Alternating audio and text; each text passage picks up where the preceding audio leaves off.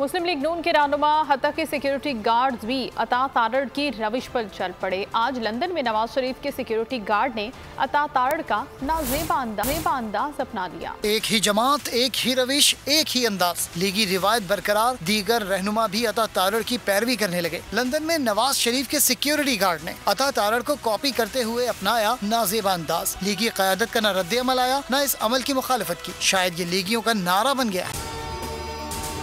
अगर आपको ये वीडियो पसंद आई है तो लाइक पर क्लिक करें।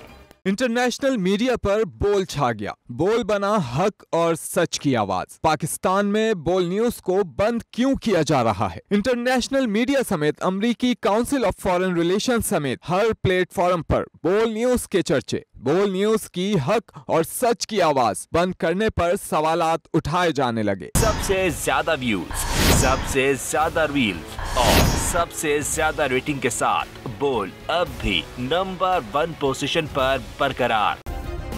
सब्सक्राइब करें और बेल दबाएं ताकि कोई खबर रह न जाए।